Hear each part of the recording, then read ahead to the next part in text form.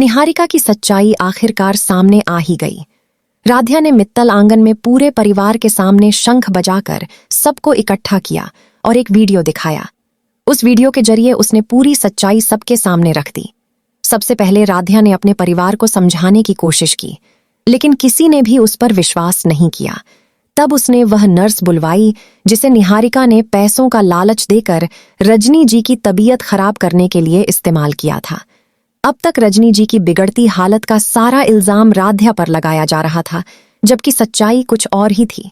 असल में निहारिका ने उसी नर्स से रजनी जी को गलत गलत इंजेक्शन लगवाए थे। आज वही नर्स मित्तल परिवार के सामने खड़ी होकर पूरी सच्चाई बता रही थी। यह सब सुनकर पूरा परिवार सन्न रह गया। तभी प्रथम ने निहारिका से सवाल किया, मेरी माँ ने तुम्हारा क्या बिगाड़ा था जो तुमने मेरी माँ की ऐसी हालत कर दी? निहारिका के पास कोई जवाब नहीं था। वह चुप खड़ी रही। यह देखकर दादी के चेहरे का रंग उड़ गया। अब उन्हें भी समझ आ गया था कि यह सब निहारिका का रचा हुआ खेल था। तब दादी को यह एहसास हुआ कि जब सारा दोष निहारिका का था तो फिर राध्या को ही बार बार क्यों जिम्मेदार ठहराया जा रहा था। यह सब भोलेनाथ की कृपा से संभव हो पाया। भोलेनाथ की कृपा से आज राध्या ने पूरे मित्तल परिवार के सामने सच्चाई ला दी। निहारिका का झूठ और उसका खेल आखिरकार खत्म हो गया। निहारिका की सच्चाई सामने आते ही मित्तल आंगन में सन्नाटा छा गया। रजनी जी की आंखों से आंसू बहने लगे। उन्होंने कांपती आवाज में कहा, राध्या, अगर आज तुम हिम्मत न दिखाती तो शायद मैं कभी सच नहीं जान पाती। राध्या की आंखें भी नम हो गईं, लेकिन उसके चेहरे पर सुकून था। इतने दिनों का दर्द, अपमान और इल्जाम आज जैसे हल्का हो गया था। दादी आगे बढ़ीं। पहली बार उनके चेहरे पर पछतावे के भाव साफ दिख रहे थे। हमसे बहुत बड़ी गलती हो गई राध्या, दादी ने कहा। हमने बिना सच जाने तुम्हें दोषी ठहरा दिया। प्रथम का गुस्सा अब निहारिका पर फूट पड़ा। तुमने मेरे भरोसे, मेरे प्यार और मेरी माँ सबके साथ खेला, उसने कहा। आज के बाद इस घर में तुम्हारी कोई जगह नहीं है। निहारिका की आंखों में डर साफ झलक रहा था। अब तक जो घर उसकी चालों का मैदान था, वही आज उसके लिए कटघरा बन गया था। वह कुछ कहना चाहती थी, लेकिन शब्द जैसे उसका साथ छोड़ चुके थे।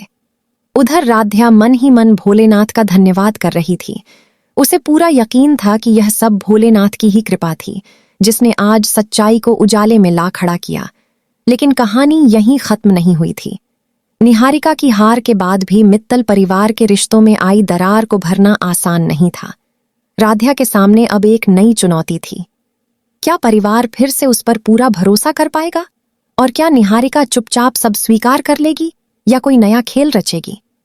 आने वाले समय में मित्तल परिवार की जिंदगी एक नया मोड़ लेने वाली थी। मित्तल आंगन में आज भी वही सन्नाटा पसरा हुआ था, लेकिन इस सन्नाटे में अब राध्या की हार नहीं, उसकी जीत की गूंज थी। निहारिका सिर झुकाए खड़ी थी, जैसे जमीन में गड़ जाना चाहती हो। पूरे परिवार की नजरें उस पर टिकी थीं।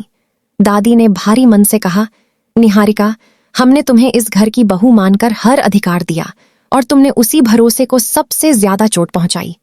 निहारिका अचानक फूट फूट कर रोने लगी। मुझसे गलती हो गई दादी, मैंने सिर्फ यह घर, यह रुतबा अपने नाम करना चाहा, उसने कांपती आवाज में कहा। लेकिन अब उसके आंसू किसी को पिघला नहीं पा रहे थे। प्रथम ने साफ शब्दों में फैसला सुना दिया, आज के बाद तुम इस घर में नहीं रहोगी, कानून अपना काम करेगा। यह सुनते ही निहारिका के पैरों तले जमीन खिसक गई। जिस घर को उसने अपनी चालों से जीतना चाहा था, वही आज उससे छिन रहा था। उधर राध्या चुपचाप खड़ी सब देख रही थी। उसके मन में कोई बदले की भावना नहीं थी, बस एक सुकून था कि सच आखिरकार जीत गया।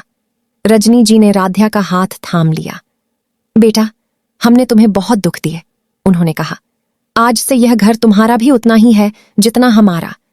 राध्या की आंखों से आंसू छलक पड़े। मैंने कभी बदला नहीं चाहा माँ जी, उसने कहा। बस सच सामने आना चाहिए था। दादी ने शंख उठाया और एक बार फिर पूरे आंगन में शंखनाद किया। आज से इस घर में कोई छल नहीं, कोई साजिश नहीं, दादी ने कहा।